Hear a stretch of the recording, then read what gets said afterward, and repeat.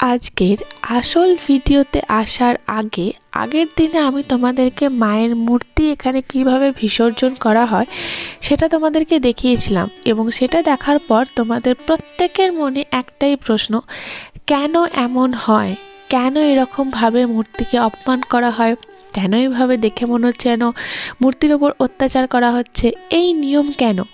তো এটা ভাবলাম যে সবার আগে ক্লিয়ার করাটা খুব দরকার। দেখো, এটা নিয়ে এই জন্যই এই যে কেন মূর্তিকে এইভাবে ভাঙা হয়, তাও আবার মায়ের ওপরেতে উঠে, মায়ের গায়ের ওপরে উঠে এইভাবে পা দিয়ে, হ্যাঁ এটাই হলো মেন বিতর্কের বিষয়। তার জন্যই ভিডিওটা এত ভাইরাল হয়েছে এবং তার জন্যই ভারত এবং বাংলাদেশের দু দেশের প্রশাসনিক যে ব্যবস্থা সেখানের মধ্যে সরকারও এর মধ্যে ইনভলভ হয়ে গেছে। একটা ভুয়ো খবর ছড়িয়েছিল যে এই যে আমাদের এখানে মূর্তিটা ভাঙা হচ্ছে সেটা অনেকে ভেবে নিয়েছে যে এটা বাংলাদেশের ঘটনা এবং এটা নাকি মুসলিমরা যারা যে সমস্ত মুসলিম মানুষেরা আছেন ওনারা নাকি এই যে হিন্দুদের দেবী মা কালীকে অপমান করছেন বা অত্যাচার করছেন, তো সেই জন্য আর কি মূর্তিটাকে এইভাবে ওনারা ভাঙছেন। এটা সম্পূর্ণ ভুয়ো খবর, তোমরা আমার ভিডিও দেখে বুঝতেই পারছো। কারণ এই যে নিয়মটা চলে আসছে এটা বিগত কয়েকশো বছর ধরে চলে আসছে, 1-2 বছরের জন্য নয়। পূর্বপুরুষরা এইভাবেই এই নিয়মটা তৈরি করেছেন এবং এইভাবেই যুগের পর যুগ ধরে এইভাবেই বিসর্জন হয়ে আসছে। বিসর্জনের সময় বিভিন্ন ধরনের সোশ্যাল মিডিয়া বা নিউজ যে সমস্ত মিডিয়া রয়েছে, রিপোর্টাররা এসেছিল, কভার করার চেষ্টা করেছিল, কিন্তু সেই দিন কভার সেভাবে করে উঠতে পারেনি, কারণ লক্ষেরও ওপর লক্ষাধিক মানুষ এখানেতে জমায়েত হয়েছিল। এবং তারপরে বিসর্জনের পরেও রিপোর্টাররা এসেছিল, এটাকে বিভিন্ন নিউজ চ্যানেল থেকেও আর কি কভার করা হয়েছে। তোমাদেরকে আগের দিন বললাম যে যেহেতু এখন মুঠোফোনের যুগ, সবাইকার হাতে হাতে ফোন, সবার হাতে হাতে নেট, তো সেই জন্য এই ব্যাপারটা আরও বেশিভাবে ছড়িয়েছে। হ্যাঁ, অবশ্যই এটা খারাপ লাগারই কথা, বিশেষত এই যে দৃশ্যটা মায়ের মূর্তির মায়ের মাথাটাকে যেভাবে, মুখটাকে যেভাবে ভাঙা হচ্ছে। তোমরা তো সামনে ছিলে না, আমরা যারা সামনে থেকে দেখেছি তারাই জানি যে এটা কতটা কষ্ট হচ্ছিল সামনে থেকে দেখতে। যাকে 12 বছর ধরে একই মূর্তিকে পুজো করা হচ্ছে, নিজেদের ঘরের মেয়ের মতো, নিজেদের মায়ের মতো এনাকে দেখা হয়, তার মূর্তিকে এইভাবে ভাঙা সামনে থেকে দেখা, সত্যি এটা খুবই কষ্টদায়ক। কিন্তু একজনের কথায় শুনলাম যে একজন আর কি আমাদের যে ইন্টারভিউ নিয়েছেন আর কি একটা নিউজ চ্যানেল থেকে, তো সেখানে তো শুনলাম একজন বলছিলেন যে আমাদের মূর্তির সাইজ নাকি 13 ফুটেরও বেশি। আমি তোমাদেরকে 12 ফুট বলেছিলাম যেটা আমি শুনেছিলাম, কিন্তু উনি বললেন 13 ফুটেরও বেশি। এবং মন্দিরের কনসেপ্টটাই এমনভাবে বানানো হয়েছে যে মন্দিরটাকে মূর্তিটাকে এইভাবে ভেঙেই যাতে বাইরে বার করা হয়, কারণ পুরো মূর্তি সমেত বাইরে মূর্তিকে বার করানো অসম্ভব, কারণ দরজা সেরকম নেই, সেভাবে বানানো হয়নি।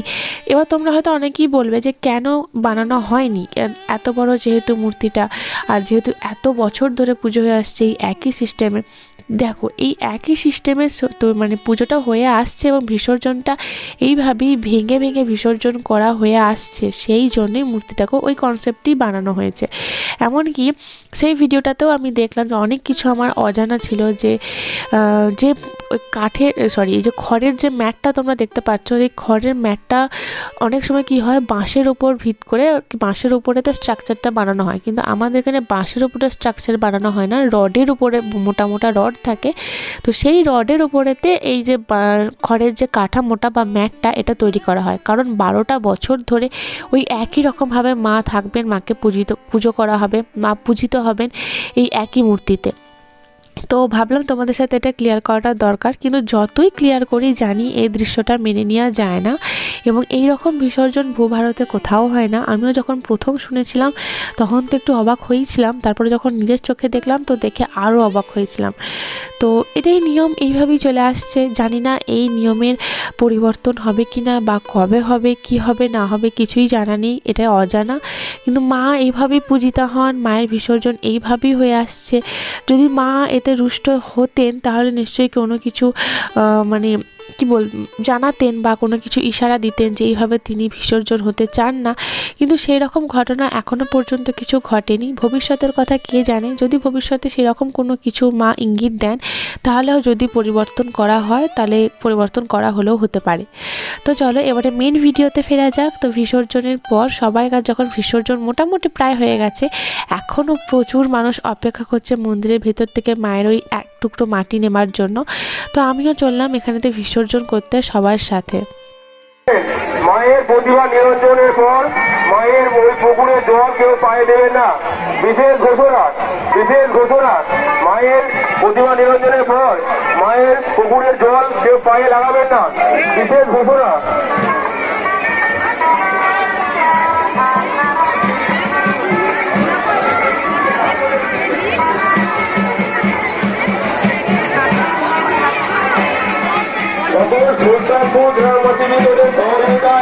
আমরা আস্তে আস্তে আপনাদের আমাদের সকল দর্শনার্থীদের সহযোগিতায় আমরা মায়ের প্রতিমা নিরঞ্জন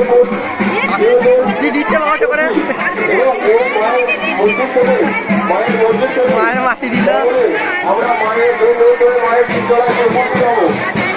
হাঙ্গামা পক্ষ থেকে হাঙ্গামা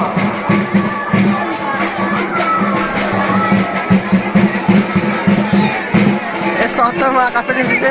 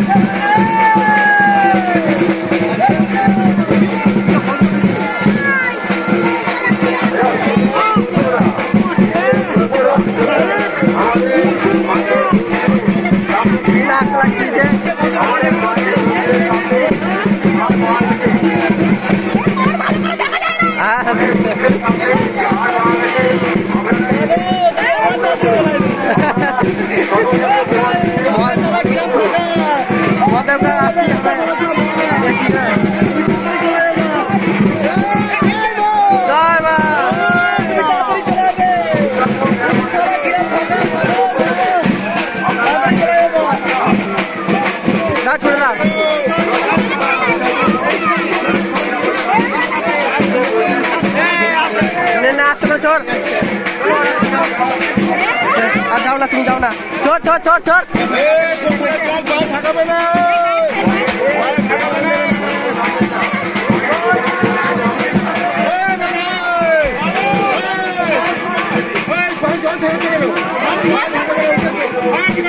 এই তো হয়ে গেছে।